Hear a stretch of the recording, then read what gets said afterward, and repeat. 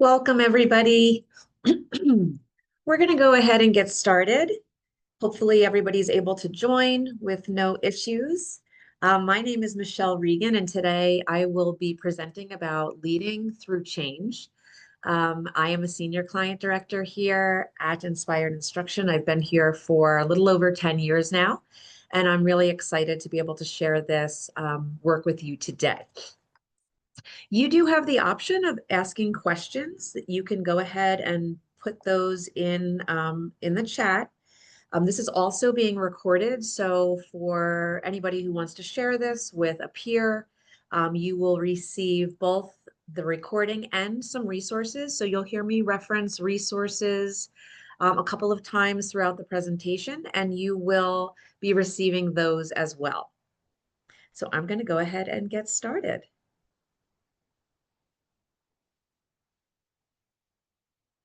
And I see it looks like we have participants joining. So I'm going to just pause for one moment before I get started to make sure everybody has the opportunity to log in. I am also going to note that at the end of today's session, I will pop in the chat an evaluation. So if you wouldn't mind filling that out, that's really helpful for us because you may or may not know that these webinars are offered monthly. So each month we offer a great topic that's timely and research-based, and we have one of our experts share on it. So we always love to get your input about what you got out of the webinars so that we can use that as we plan future webinars. Okay, so I will go ahead and get started now. So today, what we're going to hope to accomplish during our time together is to understand what the challenge of change is specific to school systems. We're going to look at a model for effective change, and you're going to hear me reference several researchers. And so we're going to be able to look at what the research base says and then how we apply that through this model. And then lastly, your own role as a leader and how you can use these tools to effectively lead change in your buildings. Okay, so hopefully in the next 30 to 45 minutes, we will accomplish those goals. So we're going to go ahead and get started about the research. And the two different researchers I'm referencing today, one is directly from the education field and one is from the psychology field. And so I feel like these really do a fantastic job of helping us to see the why. So why is change so hard? Okay. Before I dive into the research, I want to take a moment and have you reflect and think about either a change that you have coming up this year or a change that has occurred in your building, let's say last year, because it's going to be helpful as we talk about the research and the models to think about it in terms of a real practical change that you've been involved with or you will be involved with. Okay, so I want you to keep that in mind. We're going to go ahead and look at research from two researchers that do a really nice job of using analogies with really nice visual components. And so I think this is something that when you take these away into your practice, you'll be able to think back to, oh, I remember I saw this visual or I heard this analogy, and it'll be really like you can pull that tool from your toolkit. Okay. So take a moment to check out this quote from Phil Schlechte. He is a leading author, researcher around leadership and change in schools. So I'm going to give you a moment.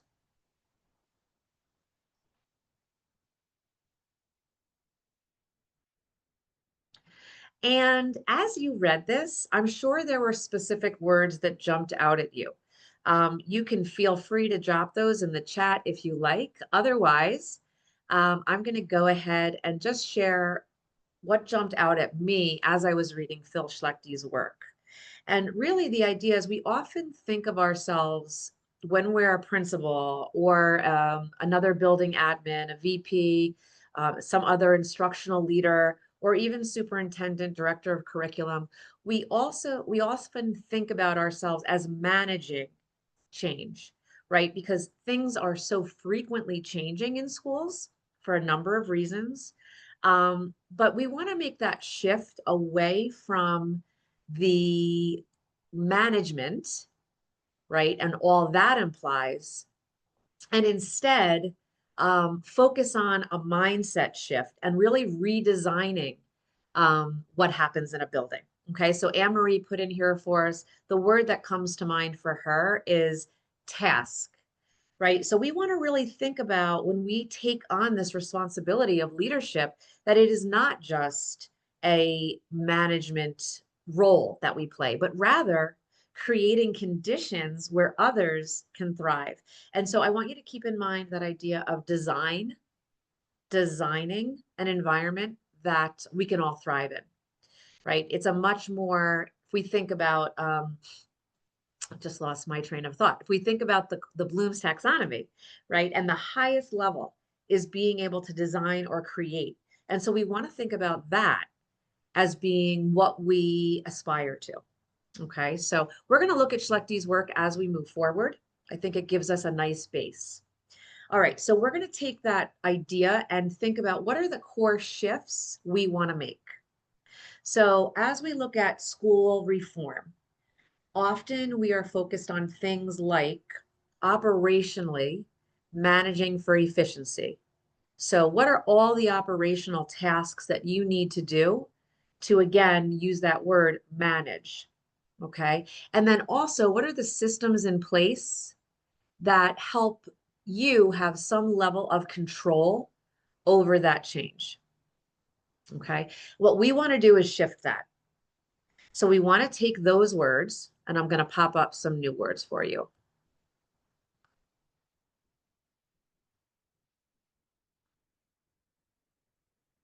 So taking a moment to look at the difference here. So where did we shift? Okay, we are now focused instead on that word create, right? We talked about design before. We want to create a culture of engagement. And we want to make sure that we're empowering shared leadership among our team. Okay, this may or may not look like people who have specific titles. Okay, I want you to think about your staff, and we're going to dive deeper into this in a moment. But we want to look beyond, if you're a principal, look beyond just your AP. Or if you're an AP, look beyond your instructional coach.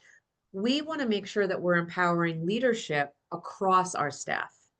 And we want to start with a culture of engagement. So anytime we're looking to do school improvement or school reform, we're going to need these two elements if we want it to be effective. Okay. Traditionally, I think most of us feel like school changes in school is very hard. And so we want to kind of do a little bit of a, kind of an autopsy here about why is it so hard? So I'm going to pop up a few words and I want you to think about what comes to mind when you see these words. Okay, so we have a little scenario that I want you to think about. So we have this word uncertainty. Think about a time when a new initiative was introduced with little to no information. This may have been the upper level district giving it to you as a principal. This may have been when you were in the classroom teaching. But consider how people feel without having all the details that they need to succeed.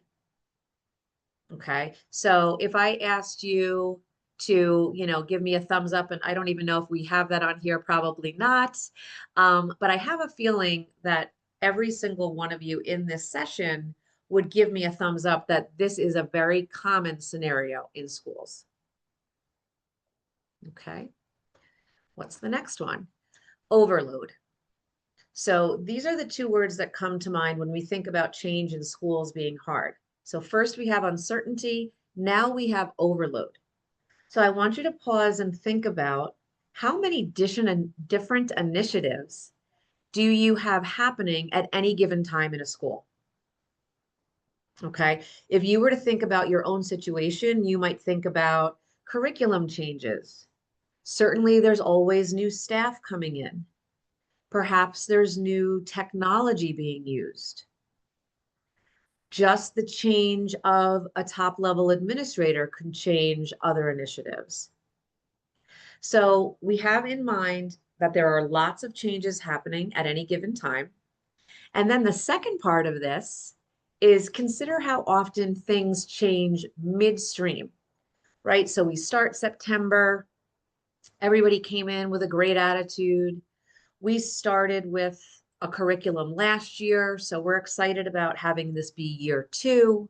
And now all of a sudden, in November, we find out that we need to add an additional tech program into our curriculum, and that is going to change what we've been used to. Okay, so that whole idea of overload, one too many things, is really common in schools. So what do we do about it? You can't change the fact that lots of initiatives are happening in many cases, because that comes from the top down. So what can we do to mitigate those feelings of overload and those feelings of uncertainty? Okay, so here's our second bit of research, and I absolutely love this. This comes from Dan and Chip Heath. They have written multiple books that come from the psychology field, but they're super practical. So I highly recommend it. One of their books is called Switch, and this is a video that encapsulates the ideas of why change is hard, and it lays out a model for change that's very adaptable to schools. So we're going to watch the video. What I will say is I recommend watching it a couple more times. So you do have this link in your resource. And it's also an awesome one to share with your team. So I'm going to go ahead and get started. If I have any problems with sound, someone can drop that in the Q&A for me.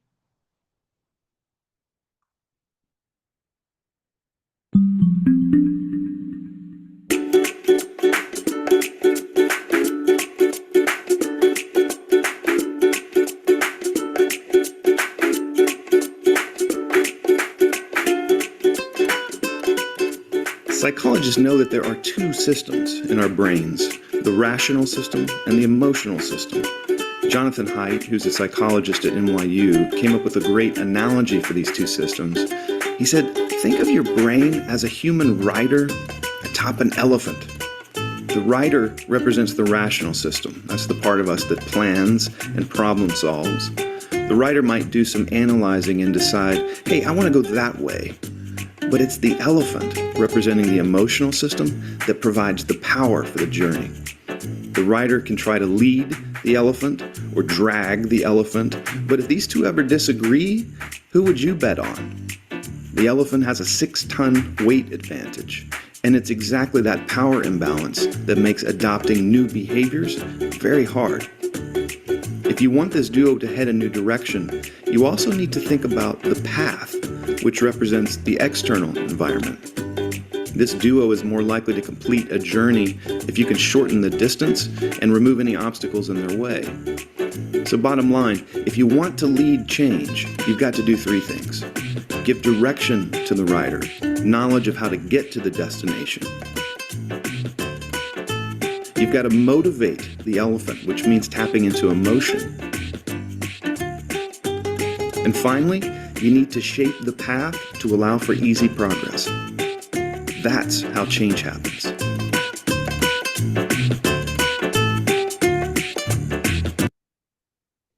Okay. So, like I said, hopefully you found that as useful as I do. I love the visuals and I love the description of both the rider and the elephant. So, as we think about those two sides, the visual of the elephant needing to be pulled by the rider was so classic in my mind of what happens in schools. Okay, so there is this push-pull conflict that all of us as humans have both the logical side and the emotional side. And many times as leaders, when we are leading change in a school, we tend to focus on the logical side. And we only deal with the emotional side as like a reactive situation. We hope that everybody comes on board and everybody's enthusiastic and excited. And when they are not, we sort of deal with those issues as one-offs. So instead, what I want you to think about, and we're going to walk through some examples, is I want you to think about how you can address both the logic and the emotion sides of your teams. Okay, so let's walk through this analogy a little bit more. That push-pull, right, can also be kind of giving us the solution, right? So we don't want to think about both of these things as negatives. We want to think about these two sides as being able to give us the solution as well. So think back to the words that I put on the slide a few slides back. Remember, uncertainty and overload. So we want to address those head on. So first of all, we want to think about logic. What did the rider need? The rider needs clarity. So we want to tackle that uncertainty head on and give the rider clarity. What about the elephant? The elephant needs to know the why, and the elephant needs to be able to feel the benefits of the change.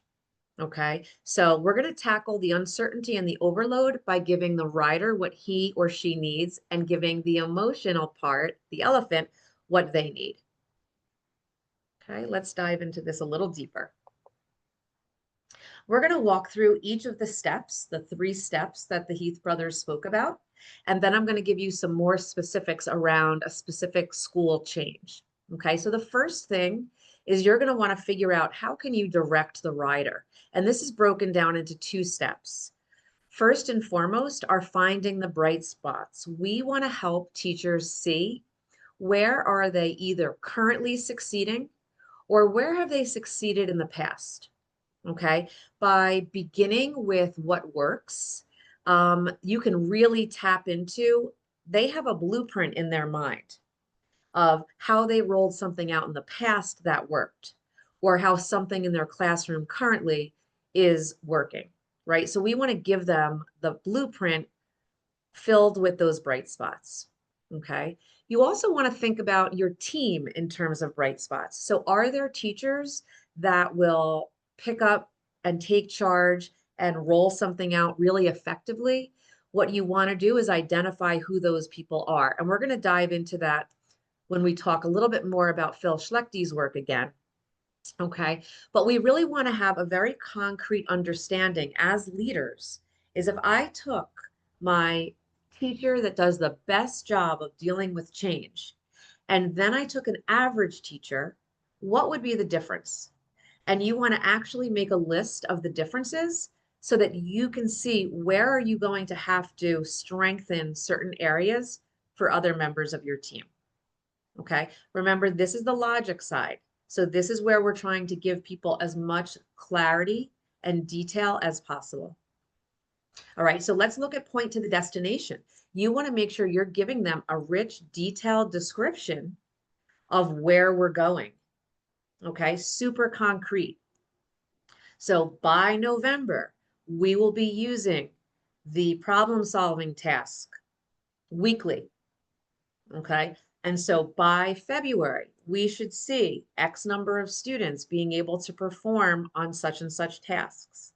We want to do that alongside of just rolling out something, and saying, here's how you get started. We want to give them the destination. Okay, let's dive into that elephant. Broken down into 3 sections.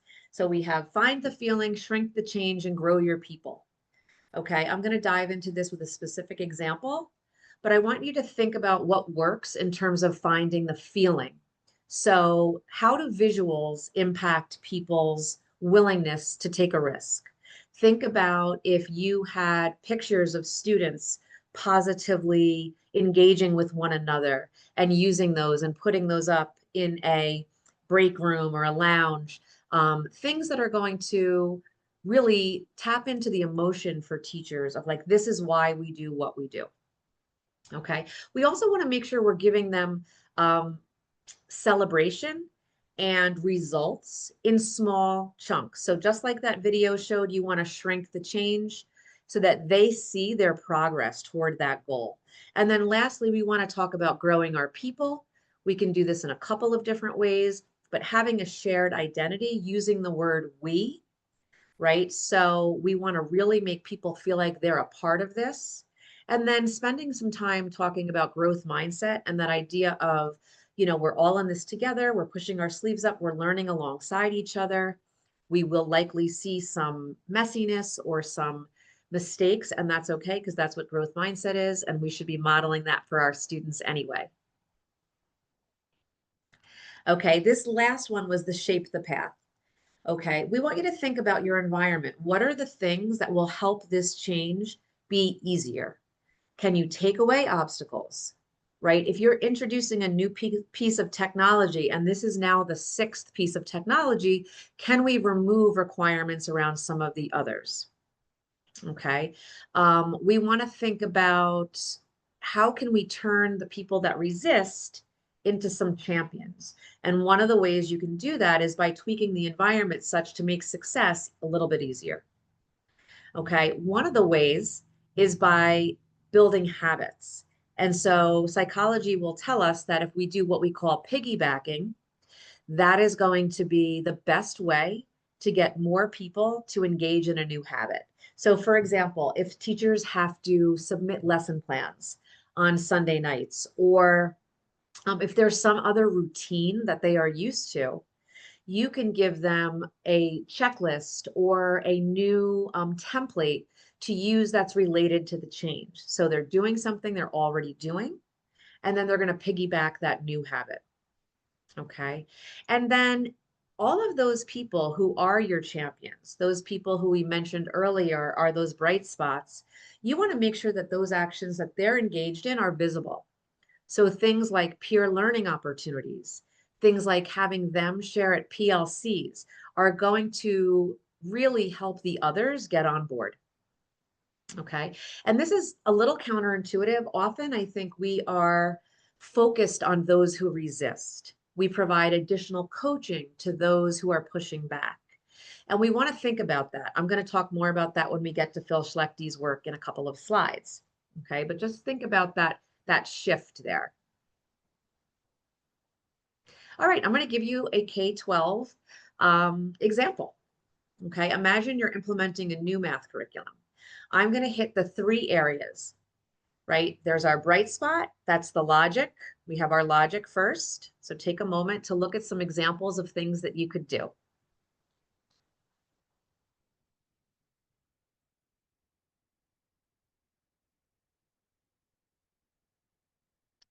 Hopefully, as you're looking at this, you're thinking about, as I mentioned at the start, a change that you have coming up. So while this is specific to a math curriculum, many of these could be used no matter what your change is. So for example, pilot classrooms, showcasing what works, student work, student data, videos, okay? Like I said before, breaking the rollout into steps. So whether this is curriculum or something else, providing them with easy to use templates. Okay, this is all feeding that logic and helping them with that lack of certainty. Let's see that elephant. Okay, we want to attach emotion and feeling to this, and we want to decrease the feeling of overload. So again, the use of visuals, videos, using certain language, right? So we're not doing this change or making this change for a compliance purpose, but instead we're doing this because we want to design an environment where we are empowering students to be mathematical thinkers, right? So again, think about it from that aspect of design and creating an environment. Okay, so we also, here's an example of shrinking the change. We really want to highlight those early wins. And then talking about growing our people, how can we embrace growth mindset where we're allowing teachers to express their concerns and be heard, but also really put the energy into what's working? Okay, so that's that elephant and emotional side. That last piece of tweaking, adjusting the path, modifying the path, think about all the things that would make life easier for your team. So do they have the materials that they need? Do they have readily available templates? Or if you want them to bring something to PLCs, can you have it there for them in advance? Okay. Talked about those piggybacking. And of course, we want to highlight all the positives. So whether that's peer-to-peer classroom visits or that's learning walks by you, where you're going in and you're focusing on the wins and giving little bits of feedback, these are all ways that we can make the change that much easier. Okay. And I am going to leave some time at the end for questions because I know this is a lot of information, but we just gave you a nice visual metaphor or analogy for thinking about both sides of a human when they're going through change. Okay. This is an expansion of Phil Schlechty's work. And what he talks about is as the leader of that change journey, you need to know who your people are. Okay. And he uses the analogy of Lewis and Clark's expedition. And again, I love this. I love visuals. And he talks about 5 different roles that your team members or buckets that your team members will fall into. Okay. And I'm going to talk about them briefly, but you are going to receive a worksheet that you can use. And it's something that I recommend you doing right at the start of your school year. If you already know who your team members are, if they're returning, you can even start working on this now. Okay, so let's talk a little bit more about these areas and how you can tap into them to assist you on your journey. Okay, remember before, I'm going to connect this back to that culture of engagement and empowering leaders. Okay, I want you to think about these questions. Okay, and we're going to dive into those different characteristics in a moment and how answering these questions will really help you as a leader before you even start the change. Okay, so creating a culture of engagement.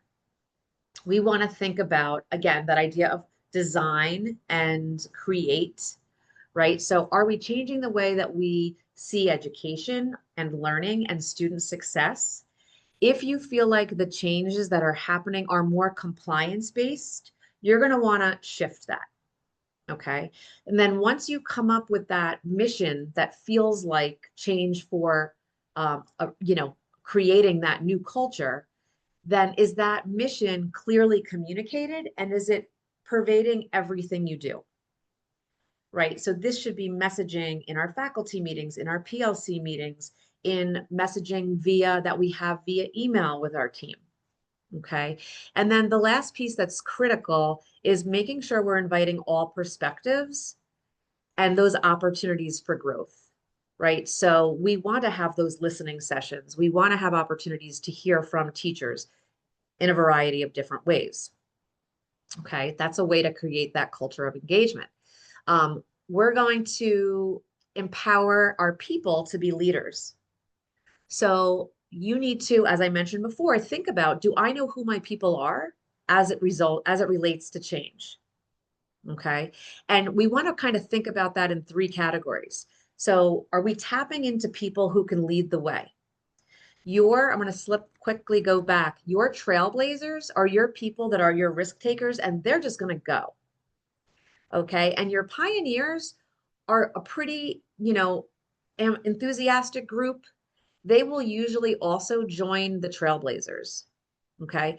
They may not take the risk first, but they're willing to try after. So that's your group when we're talking about tapping into those who can lead the way. Okay. What about the people who need more?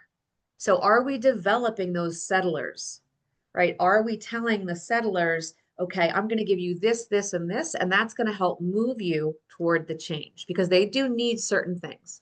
And then lastly, this was what I mentioned before, that's really a critical shift. Ask yourself, are we giving too much attention to those who resist? And typically the people that are resisting are those bottom tier. So are people that are called the stay-at-homes.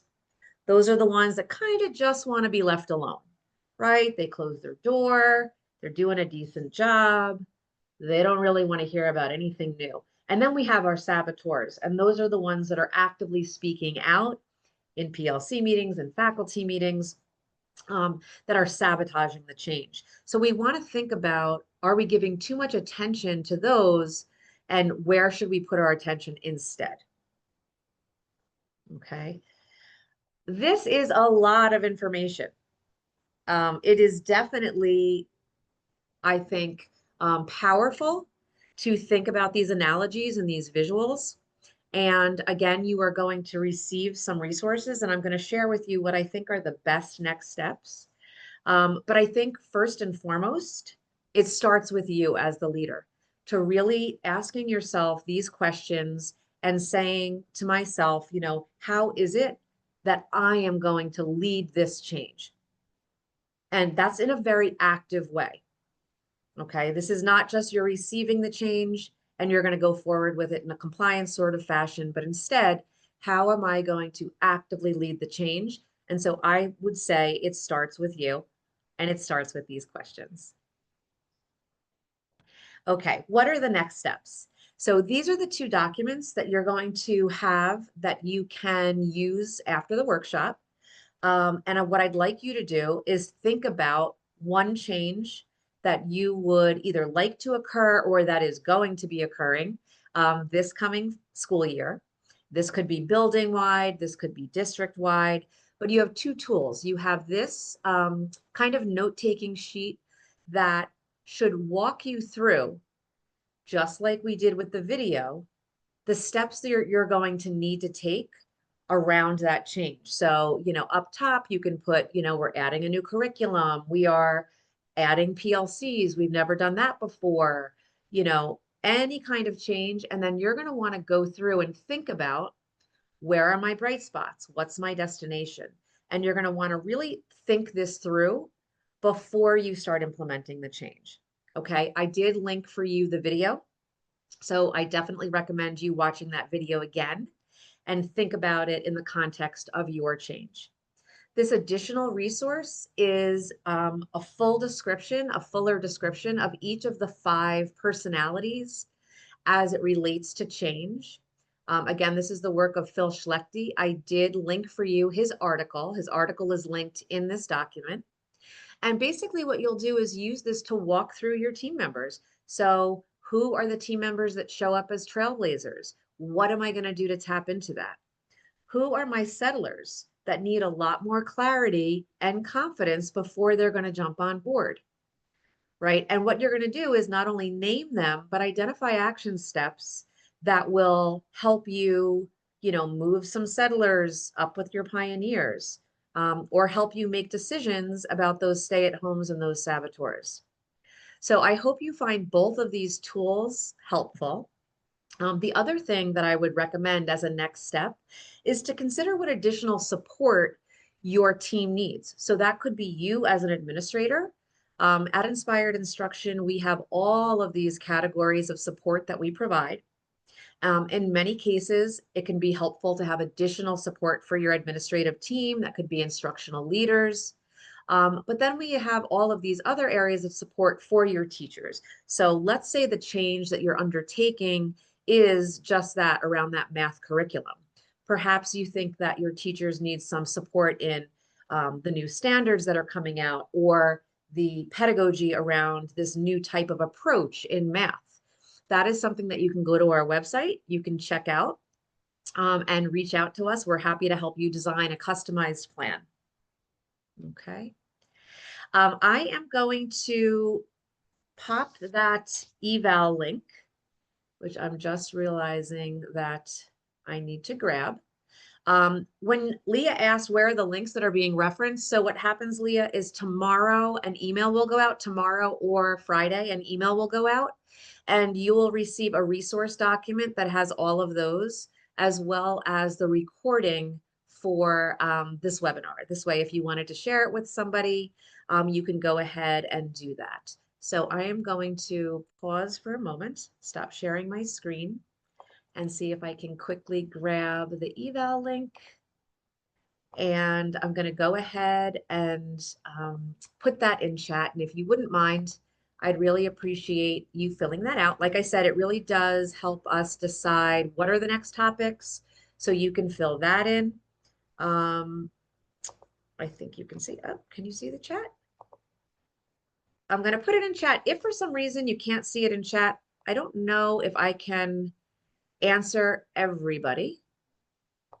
So what I can do is also follow up with you. Um, Maybe we can stick this in the email as well if you cannot see it. Actually, I just see it did show up. So if you can take a moment and fill that out, that would be great. And so I see another question, and I think this is a great question. A lot of what was shared is related to starting the process, but what about getting stuck in the middle of the process? What do you recommend? So I think it's a great question. Thanks for asking it.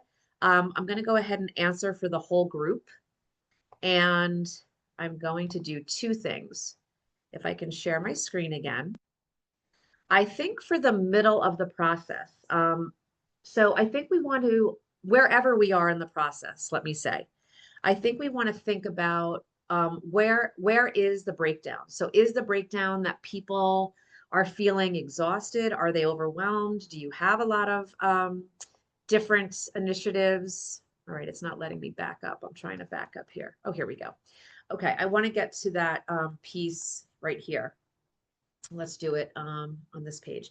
So you want to think about where is the breakdown. So is the breakdown in that emotional piece that people are overloaded? You know, it's February, the state tests are coming up in the next couple of months. You know, things have gotten busy. Maybe you haven't been able to provide as much support as you would have liked with the change. You want to kind of diagnose the problem. So if you're feeling that they're overwhelmed and overloaded, you're going to want to go back to this idea of helping them tap into that emotional side and give them that sense of that they're on board, that they're not feeling overloaded anymore. So, what is it that you can do that can make that change feel smaller, or that can make them reimagine the why? Okay. So I think just knowing where the issue is could be helpful. If the issue is like, you know, hey, we haven't been able to really grow our people, you know, can we change the topic of our PLC for the next month and have it be focused on re-energizing people and providing, you know, bite-sized chunks of PD around the change area, right? You may also invite their feedback, right? Ask the people where it's working to share what was most helpful for them or what things they can share with their peers. So if you didn't do peer-to-peer observation, maybe this is a great time to do that. Get them coverage and have them do some peer-to-peer observation.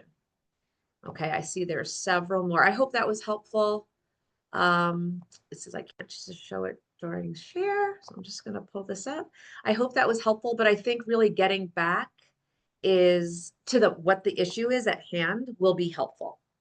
Okay. People are letting me know chat is disabled. I apologize for that. So I will instead see if we can get you that eval link in the follow-up email you'll be getting with the resources. Are there other questions I can answer for people? I will hang out. And for those of you who need to hop off, please know that you can reach out. Again, my name is Michele Regan. I'm a senior client director here. I'm happy to answer any questions. So you can shoot me an email. It is michele.regan@inspiredinstruction.com. And my name has one L. Okay. I thought I had that on the slide, but I don't. So again, it's michele.regan, Michele with one L, @inspiredinstruction.com. And I'm happy to answer any questions you may have, but I'll also hang out here. And for those of you who joined us and have to hop off, I really appreciate you coming today. And I hope to see you at one of our next webinars. Thanks so much and have a great day.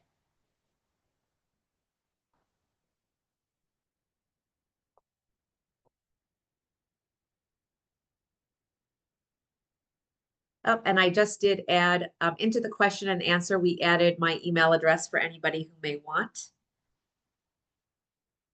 Okay.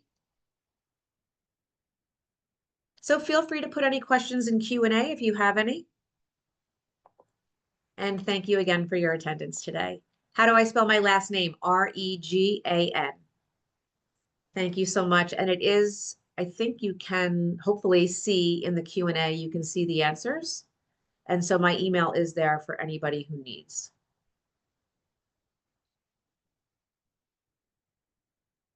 Okay. Have a great day, everyone.